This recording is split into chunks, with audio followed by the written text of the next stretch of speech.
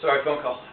Phone call. Phone call. And so basically, we had a protest that turned into another riot, and Concussion grenades over my head, boom, boom, boom. we saw a guy on the BART train yesterday with a big cut on his leg and a big bruise, like a big cut, and maybe not the most. Maybe not the deepest cut, but definitely. He's gonna be hurting for a couple days. If not a week or two, yeah. I got shot on the first protest, and I was hurting for about 12 days. It's fine. We had a great ride yesterday. Zachary managed to burn a couple of American flags, and there were at least 2,000 people on the route. And from 2,000, I spent about 3 or 4 hours being on there. It went down to about 12. I mean, I was just there for as long as I could, and I saw parts of San Francisco that I don't normally see in a year, and I thought that was really cool. Especially in one day, to see that many people and that much landscape, that was actually very amazing. So I was glad for that. Although, I always get that feeling like I should be trying to make some sort of documentation of the protests or the riots, but it's such a bad place to photograph. I don't think it's safe for me there a lot of the times, and I think other times that I'll just get arrested or beat up or my camera's stolen, or there's a little bit of the cops won't let you in at a certain point, and so that's intimidating. And then I don't know if the brothers are what they're gonna do. I just don't want to. Sometimes I don't want to find out, play experiments on that kind of thing.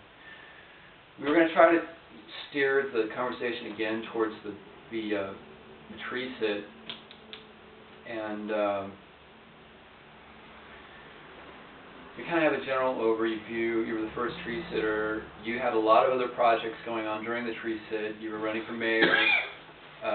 You were constantly doing a chalk drawing campaign around town. You were doing banners for the tree sit. So you had a lot going on. I guess we should probably do you want to discuss the future tree sit? Yeah, the university, what we found out with the university and the tree sit, especially with the Oak Grove being right next to the stadium, was that there's this similarity of power within the magnetic lines of Mother Earth. So in other words, there's spiritual power lines that come down. You can see a penis with a clock on it right outside that, and that's basically Telegraph in Oakland. And Telegraph is one of the bases that goes all the way down to the other penis with the clock on it, which is the Campanile. So in other words, we found their power structure and on these lines, the banking system, the police stations, the city hall, the administration for the University of California, and as it goes out into the bay, it goes by the Bayer Pharmaceutical Company, which had killed 95% of its hemophiliac patients, and then it goes through Alcatraz, which represents the prison industrial complex, and through the Golden Gate, which is the 11s.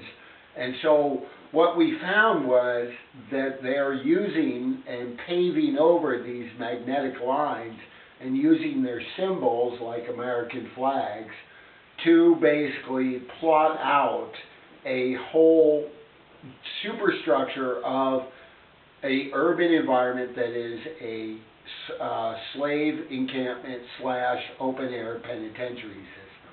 So in other words, recently I showed both Zeitgeist movies at the Long Hall. And this is another one of my projects, is to educate young people on the fake banking system, the wars which they pit one side against the other, and they're basically stealing all the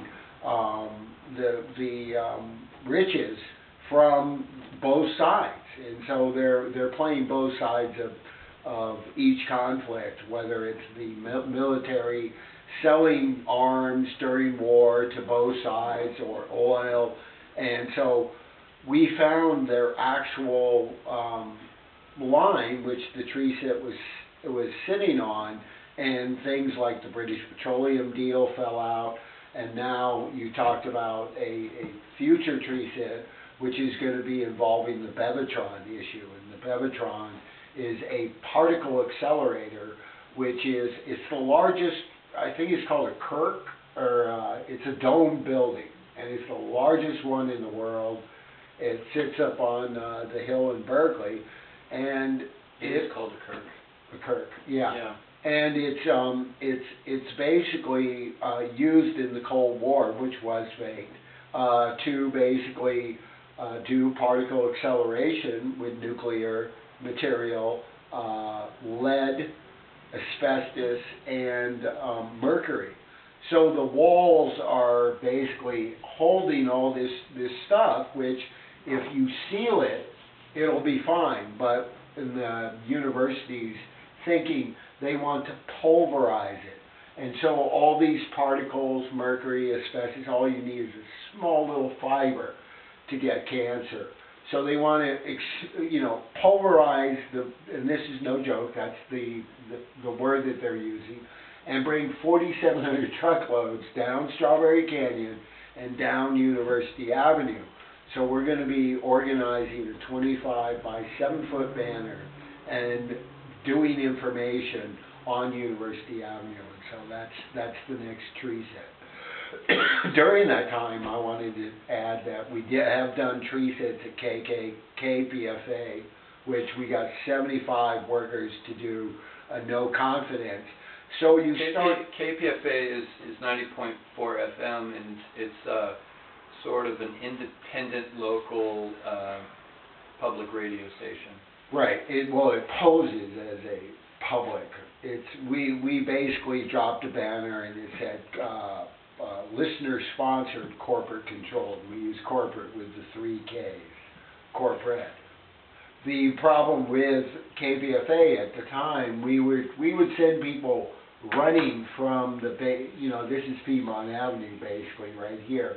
We'd send runners to KPFA about a mile away to basically get KPFA to come up and cover some of the emergency actions that were going on here when the police cordoned it off and were assaulting the tree sitters, as you see in this photo, or just basically clearing some of the branches out.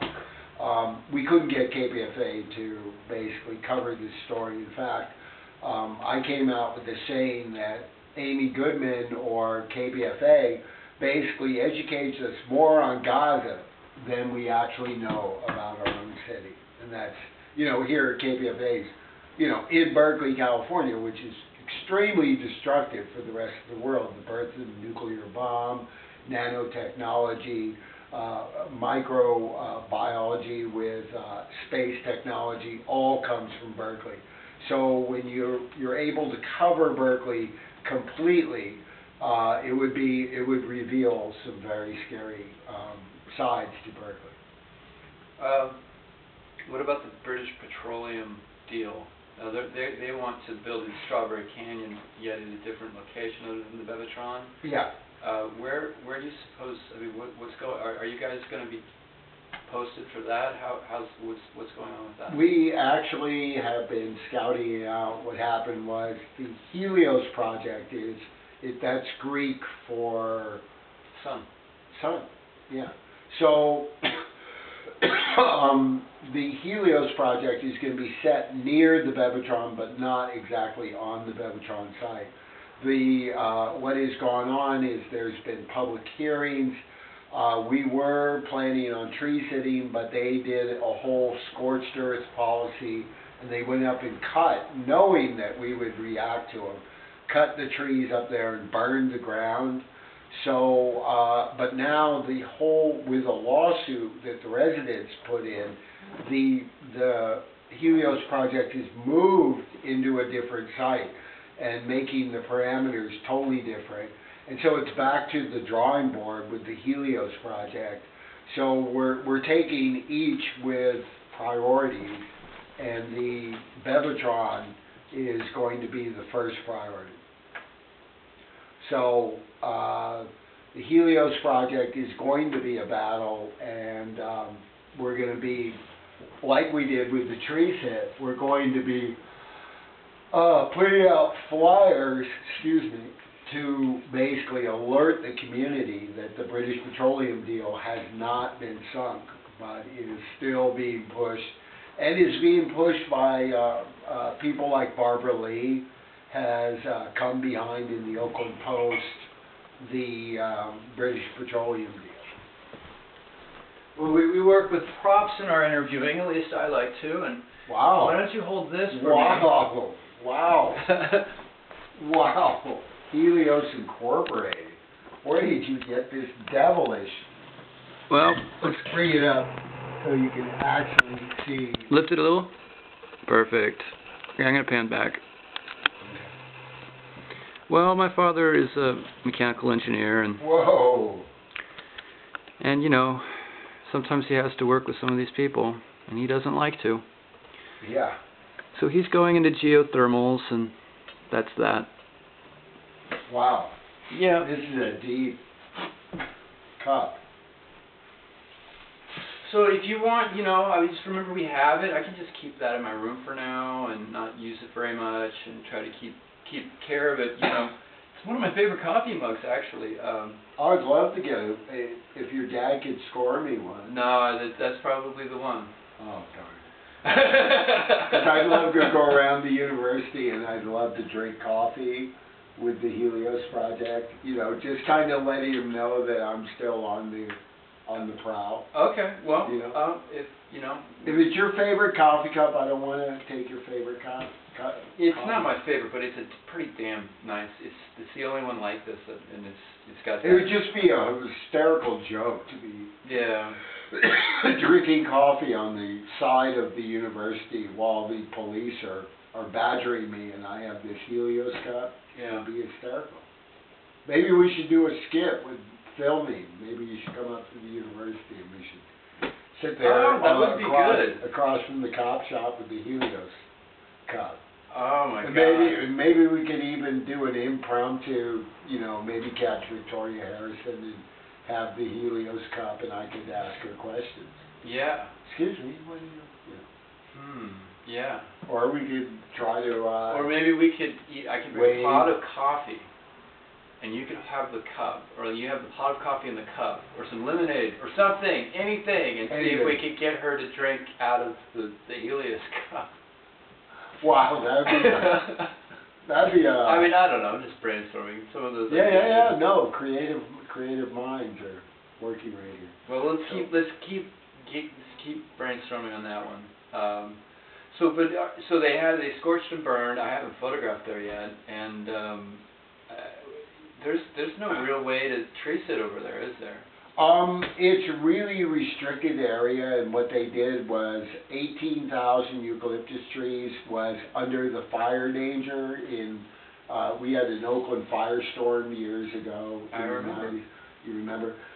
They used that excuse to clear out 18,000 eucalyptus trees. So they conveniently go down the hill and whoops, that's part of it. It was amazing. We were coming back from Missouri, and we were, you know, that morning, you know, everybody was glued to the television, and I was kind of tired, so I didn't know why or if that was any different from any other morning.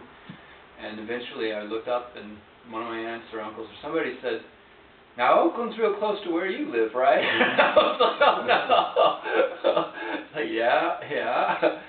And from the airplane, it's like the big black cloud, you know, went as far north as Richmond and as far south as I'm trying to think of it from. Oh, you know, maybe Livermore. Yeah. No, not Livermore. No, it was closer than that. Hayward? Between it was basically exactly between Hayward and Oakland, the cloud. Okay. Yeah. And it was black. It was black. You couldn't see the landscape through it except for where there were bands. Yeah. Okay, and then you could see the fire line. And so it was like there would be bands, and then there was the smoke. Okay, and remember this is El Cerrito. Yeah. This is, you know, south of South Oakland, right? And in the very middle there's sort of